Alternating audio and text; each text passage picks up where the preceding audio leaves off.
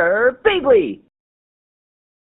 Hey there guys and gals, it's Girbeagly with another episode of Gaming with Girbeagly, and I'm once again playing another random one-shot from over on itch.io. This is a game that's simply titled Flourish, and this is a game that I thought was really interesting because it's a visual novel, but it sort of takes the formula and flips it on its head. Instead of being a very active character that's doing things in the game, we actually play as a houseplant. Yes, one of these plants that's sitting on the windowsill. We get to play as one of them and observe what's going on with the characters in the game, and then make decisions based on what we've observed. So that sounded really interesting to me. It seems kind of cute. It was actually made for something called Friendship Jam in just a couple weeks, which is like an adorable sounding jam.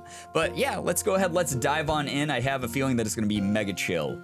So we have begonia or echeveria. I don't know what an echeveria is, but I'm gonna go with, I think, begonia here. So we get to choose which plant we play as. We're native to South America. Very cool. Okay, yeah, because I know what a begonia is. I have no idea what that other one is. It looks cool though. It looks sort of like succulents that I have in my own home. But yeah, begonia all the way. We got the big, like, giant leaves. It's really cool. Soft hands place you on a windowsill and turn you to face the room. A girl smiles at you. She has dark hair and dark eyes and a friendly smile. Joe, I'm heading out. Joe looks away from you and walks over to the girl, struggling to close her backpack. Your car's here already? Abby, did you even pack? Yeah, says Abby, zipping up her overstuffed backpack with a final tug. Wait, no, my charger's in your room. Can you? Oh, so I don't know if these girls, by the way, are friends or if they're girlfriends or what the deal is, but I did see mention of them on the game page. Wow, Abby, yeah. Joe runs into the other room. You hear boxes being pushed aside. Abby wanders over to the other side of the room near you. She stares out the window for a moment. You have a really nice view, she calls. Yeah, yells Joe, voice muffled through the door. Where's your charger? No idea, Abby yells back. Her expression turns concerned. You'll be all right with the unpacking, right? I can stay if you need. No, you can't, says Joe, walking back into the room. You'll get fired if you miss another day. You know that. So it sounds like maybe Abby's kind of a ditz, like sort of an airhead. She's missing work, she forgot her charger, she's like in a hurry to get somewhere. I have no idea what's going on here. She tosses a phone charger at Abby, who lets it bounce off her stomach and fall to the floor. So, I've been fired before, and I'll get fired again. Life be like that, says Abby conclusively, crossing her arms. It's fine. Thanks for your help with the move. You're my strongest friend, and I need your help carrying things. Abby flexes. Yeah, no problem. That's what friends are for, right? Oh, wait, toothbrush? So it sounds like maybe they like just moved in together and then Abby has to like travel for work or something like that. It's interesting. I have no idea what the exact situation is. I'm sure we'll piece it together. Joe sighs and runs back into the other room. You think they're nice? You think they're silly? Or you're not sure what to think yet? Ah, okay, cute. So we get to like determine what we've observed so far. I think they're silly. They're pretty silly together and cute. Abby stares out the window again. Then she looks at you. You'll take care of her, right? She says, smiling and poking one of your leaves. Take care of my friend. A car honks from outside and Abby looks up. I wonder what that chime was, if that was like, I made a good decision with the silly. I don't know. Joe, my car's here. Joe runs over and hands Abby a toothbrush. Thanks. I found it on the floor, so maybe buy a new one? They hug. It's a long, tight hug with a lot of rocking back and forth. Aw, that's adorable. You're gonna do great at the new job, okay? Says Abby into Joe's shoulder. I love you. Aw, cute. So it sounds like Joe got the new job and maybe Joe moved away from Abby and is settling into her new place here. And then Abby's got to go to work and, like I said, maybe travel for work. Like, I'm not 100%. I'm just trying to piece it together for clarity. I love you too. Aw, there's another honk and Abby pulls away. Ah, okay, I'll see you, and don't kill this one, she adds, jabbing a finger at you. I mean, it's a good one. Oh, so Joe must have killed, like, other plants before. I won't. Joe stands there staring long after the door closes. After a moment, she looks down. She forgot her charger. Oh, that's so funny. Forwards or flower? Huh, what the hell does that mean? What does forwards mean? I'm gonna do flowers, so maybe we can bloom or something? That would be nice. I'm gonna start blossoming early. You try to flower, but you fail. Ah, darn it. Maybe made the wrong choice there. Day 2. The windowsill is nice. Sunlight hits you in the morning, warming you deep to your roots. Mid-morning, Jo emerges from her bedroom and cracks open the window. The air is cool, but not cold. It feels good. Jo spends the rest of the day unpacking. Cardboard boxes are stacked against the far wall. She takes them down one by one carefully and opens them up. You watch as she puts away kitchenware, decorations, toiletries, and books. Sometimes she disappears into her bedroom where you hear more shuffling, more swearing. Whoa. Oh God, that buzzing phone surprised the crap out of me. That was really loud. Around noon, you hear a buzzing noise. You hear muffled voices from the other room, and then Jo walks into the living room holding her phone. Her expression is strained. Yes, it's fine. She sits on the couch. I know, I won't. Yes, that's fine. The landlord said the lease was fine, even though I sent it in late. You notice her left hand squeezing the couch cushion.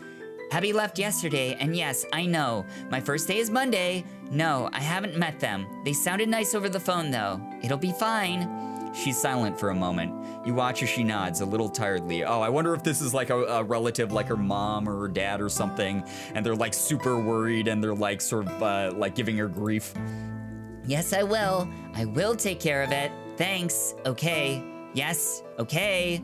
Bye, Mom. Yeah, just getting really impatient. Her mom's probably like just like making her double check and triple check everything like moms do.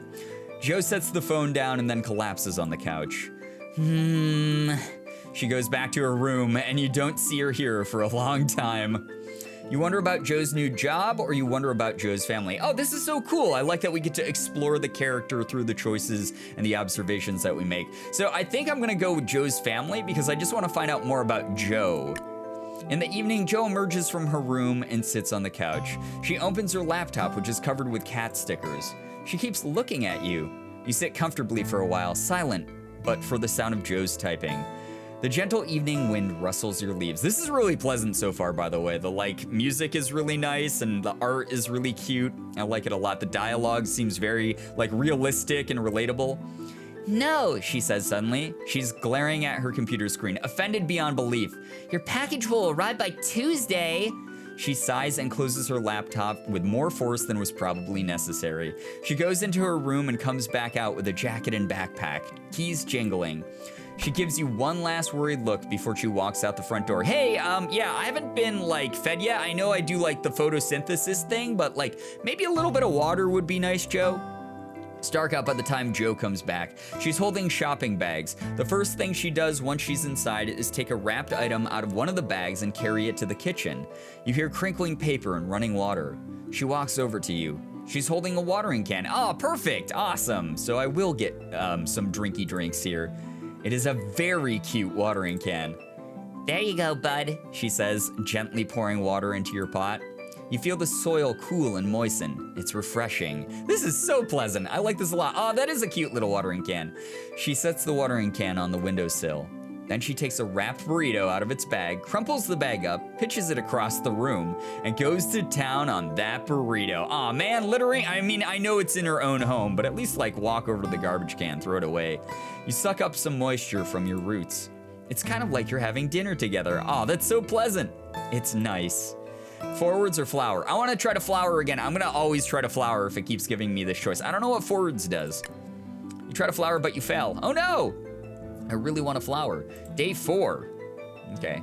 Jo wakes up early today. You listen as she showers and blasts pop music. She walks into the living room wearing a very professional-looking suit jacket with matching slacks. She sits at the table and eats an extremely healthy breakfast, oats and fresh fruit, while scrolling on her phone and bobbing her head to the music. Jo grabs her lunch from the fridge, packing it into her computer bag, and then waters you. Aw, thanks again, Jo. She gives the apartment a final glance, stainless steel travel mug in one hand, her computer bag on her shoulder, and then smiles and leaves the apartment. You go get him, Jo. You're going off to conquer the world. Sounds like you're a powerful woman. You hear the key turn and her footsteps fade down the hall. The day goes on. Sunlight filters through the trees, warming your soil. Your leaves turn happily toward the light, and your roots take in the water. You feel healthy. Ooh, maybe we'll be able to flower. Yeah, let's try it. You try to flower, but you fail. No, darn it. Never, ever give up on flowering. That's gonna be my go-to here. And if I fail to flower, then that's my own fault, I guess. But I'm going 110% into it. I want to flower so bad. The house is quiet when Joe isn't home. After getting back from work, she usually goes straight to her room. You don't see her much. She seems tired. Aw, you're worried for her, or you know she can take care of herself. Okay. This is interesting. I mean, like, I'm a little bit worried for her, like, if she's super tired out all the time and whatnot. But at the same time, it seems like she's a healthy, functioning adult for the most part. So I feel like it's one of those things where it's like, I want to be more encouraging and be like, yeah, you can do it, Joe. You're doing great. You're doing so much better than you think you are. So we're going to do that one. She forgot to water you today. You feel your leaves start to shrivel. Oh, no. Uh-oh, that's not good. Front door opens slowly and Joe enters. She tosses her keys in the general direction of the kitchen counter. She misses and drops her bags on the floor. She sighs and stares up at the ceiling for a long time. She glances at you sadly, like you're a reminder of something she'd rather not think about. Aw, she probably just misses Abby a lot, honestly. She wanders into the kitchen, opening and closing cabinets with little aim. It's unclear what, if anything, she's looking for. I do that all the time. Like, I have plenty of food in my house, but sometimes I'll just like open and close a cabinet. Like, I don't know what it is, if like my subconscious brain is like, maybe if I open it again, there will be something else in there that I really want to eat. I don't know, I do the same thing. Then she retreats into her room for the rest of the night. Oh no, Joe, don't forget me. I really need water. The apartment is quiet again. Flower or forwards? Oh gosh, I feel like, okay, maybe we'll move is this like moving us forward? Not 100% what this does, but I guess try it. I feel like if I keep flowering, I'm legitimately just gonna kill myself. I'm just gonna end up being a dead plant. So forwards, what does that do? What? That didn't say that it did anything. Oh no, maybe I should have tried to flower.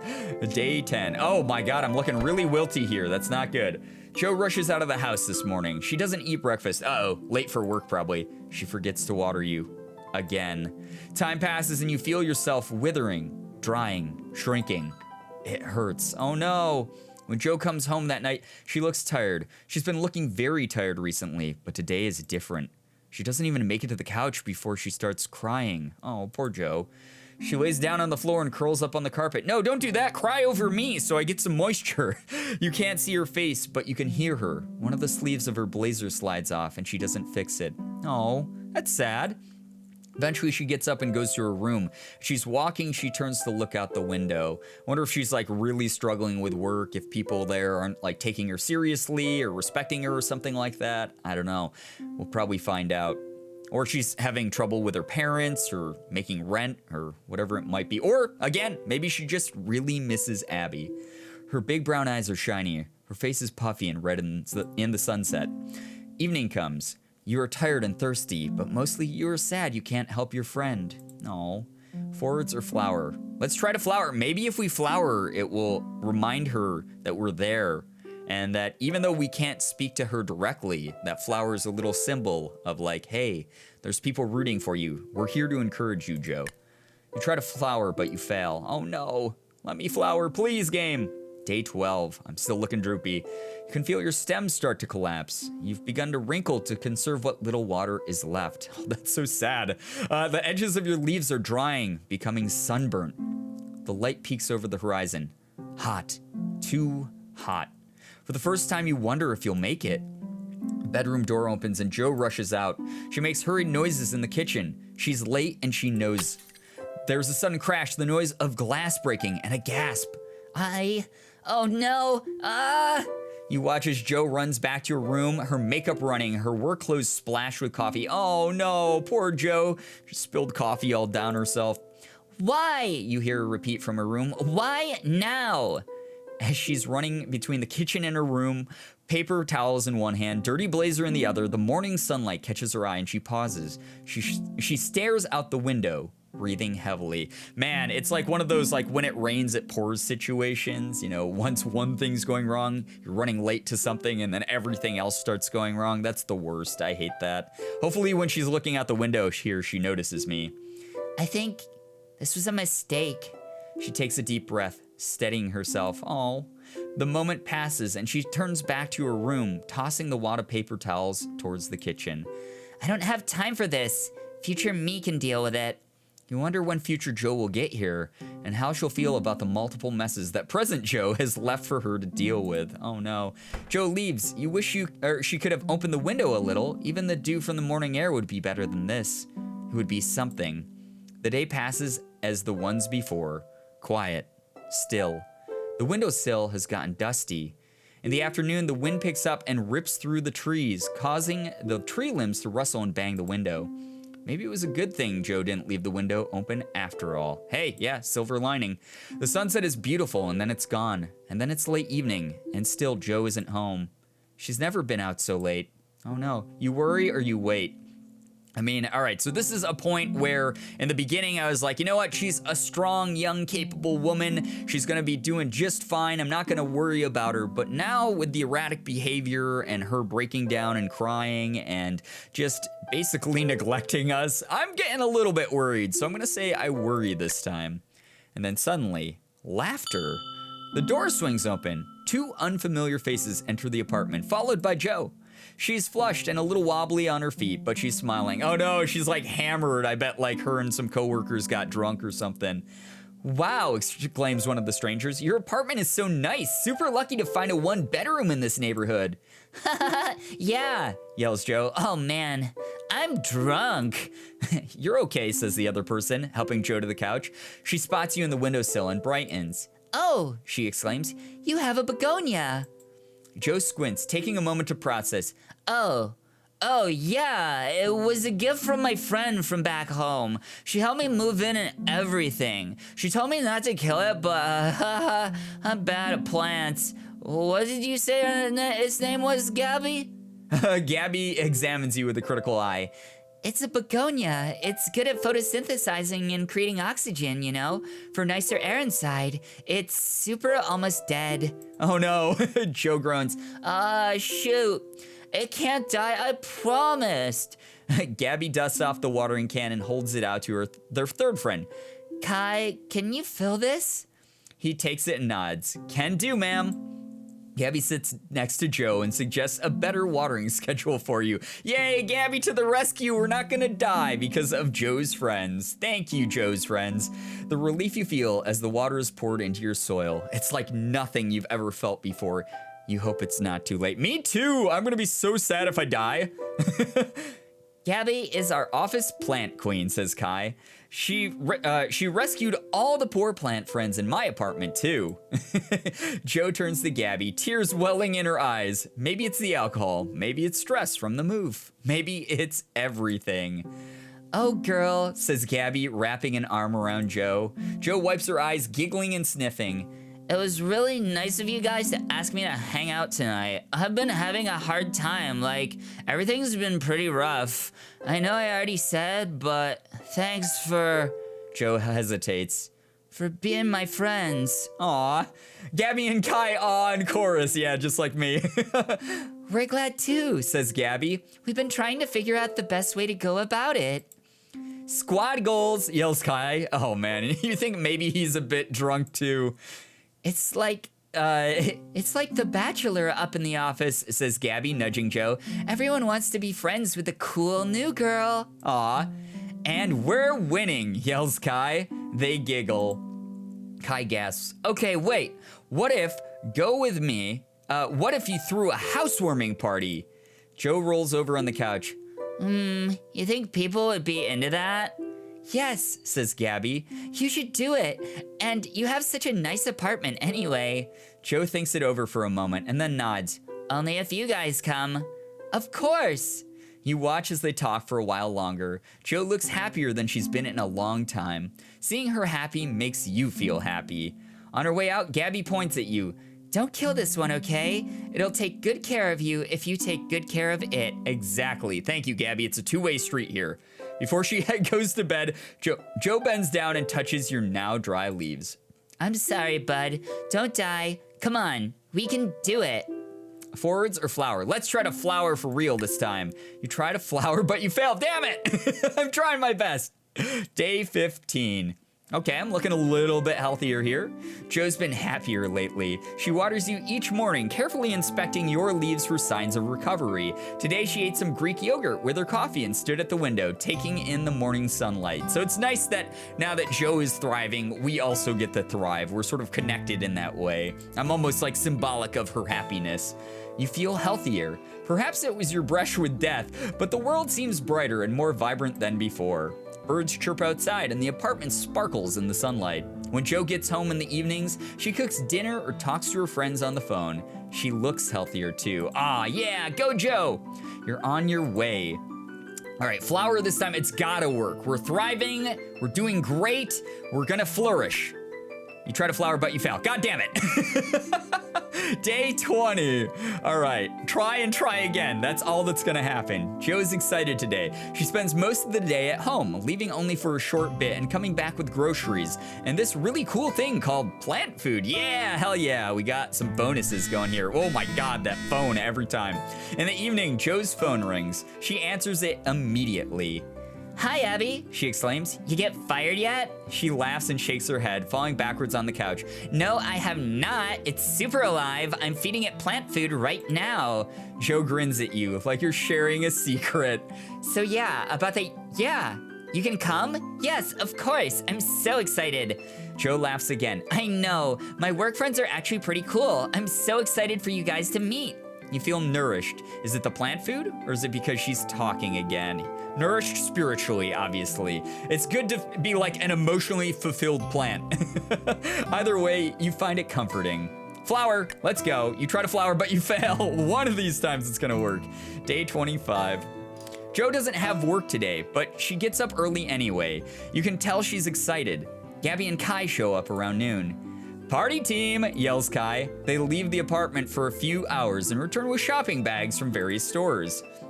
Oh, it's so nice in here now. Beautiful. I like the decorations. It's very cute. By evening, the apartment has reached maximum party. Streamers hang from the ceiling. Balloons dust gently around the floor, and the fridge is stuffed with appetizers. Joe and her friends giggle their way through decorating. You realize you've never seen this many people in one place before. You're excited. Flower. Heck yeah. Oh, come on. The flower would have been like the perfect thing to add to the party. What the heck, game? Let me flower. The month's almost up. Dawn breaks. The apartment fills with colorful light that dances off of the glittering party decorations. You feel something spark deep inside of you. It's a flower. You're not sure what it is. It's warm and buzzing. Come on, let me flower. Joe dances out of her bedroom, half dressed, with a toothbrush in her mouth and a phone in the other. Pancakes, she yells to no one in particular. She docks her phone, still blasting pop music, and starts cooking. You smell cinnamon in the air, and the open window welcomes in birdsong and ambient neighborhood noises. Your leaves rise up to meet the sun. The evidence of your near-death experience is almost non-existent now, save for the crinkled ends on a couple larger leaves. Late morning, there's an aggressive knock on the door. Joe runs to open it. Oh, I bet it's Abby. Hello, best friend, yells Abby, holding up a gift bag in one hand and a Mylar balloon in the shape of a dump truck that reads, "It's a boy," in the other. That's so funny. Hello, best friend, Joe yells back. They hug. The dump truck floats to the ceiling as they both try to pick each other up and both fail, falling to the floor laughing. They're so cute together. I like them. The afternoon rolls around and the first round of guests show up. You recognize Gabby and Kai. There are plenty of people you don't recognize, but they all seem to be having a good time. Music plays, dancing breaks out, people swarm the platters of garlic bread and melted brie cheese. A little ways in, Joe climbs onto a chair. Hey everyone, she shouts, I have an important announcement. Joe gestures to Abby. This is Abby, my best friend from back home. The announcement is that she's very cool. Everyone cheers. Abby climbs onto the chair next to Joe, almost pushing her off. Thank you, everyone. I also have an announcement. She holds up a bottle. Shots, shots, shots. Aw, yeah. Someone give me some shots of water, though. Seriously. Everyone agrees that this, too, is a very good announcement. Partying continues into the evening. The sun sets and you can feel the last heat escape and the chill of the night creep through the window. Someone walks over to the window and closes it quickly, much to your relief. Thank you, random person. In the middle of a heated debate about anime, you catch Abby's eye. She gasps, her face brightening. Oh my god, it's you! You're alive! She says to you. She's maybe yelling a little bit. It's fine. She rustles your leaves a little, then turns back to the party. With so many people around, you feel exhilarated. All the CO2 makes you feel as drunk as everyone else. You feel your leaves droop for the evening, and the last of the remaining partiers leave. Gabby, Kai, and Abby stay over. They crash on various soft surfaces, except Gabby, who sleeps on the coffee table. You don't judge. Maybe a little. It's fine. With everyone asleep, Jo takes a long look up at the night sky. Her makeup is smudged, and the stars are reflected in her dark eyes. She's very pretty. Aw, flower, let's do it. Oh my god, game. If there's a time to flower, it passed already 1,000 times. Come on. You hear a slow groan from the bedroom, which is responded to from the living room by 3 equally tired groans. Hangovers. Why on earth did I drink so much? Says Jo, bracing herself against the doorframe of her room. Abby's muffled voice comes from underneath a pillow. Shh, go back to sleep. I'm dying. You're not, and I can't, says Jo, rubbing her face. I'm going to make coffee. You guys want some? 3 tired but affirmative noises echo from the living room. Super. It's a beautiful day. The morning sun warms your leaves. You feel stronger than you ever have before. Maybe it's time. Yes, flower! Oh my god. So the entire time, was that just like a placebo thing? Was it like a red herring? I couldn't actually flower the rest of the game. Now is my time to shine. Jo, oh yeah, that chime means a flower for sure. Jo moves around in the kitchen as the others slowly wake up and collect themselves, shedding blankets and deflated balloons. They're all sitting upright around the coffee table by the time Jo walks over with 3 mugs. Gabby takes one, covering her eyes. Please, someone, close the curtains. Got you, babe, says Jo. She walks over to the window. She sees you. Oh, she says quietly. Oh my god, says Abby, tripping over a blanket in a rushed effort to get closer. They gather around you. The flowers are small, but they're bright and strong, and you wear them proudly. They are so tiny, but they're so adorable. Everyone is smiling. Oh wow, it's super beautiful. I didn't know they did that. Abby throws her arm around Jo excitedly. You did it! You're a real plant, Mom. Look, dude, this plant loves you so much it gave you flowers.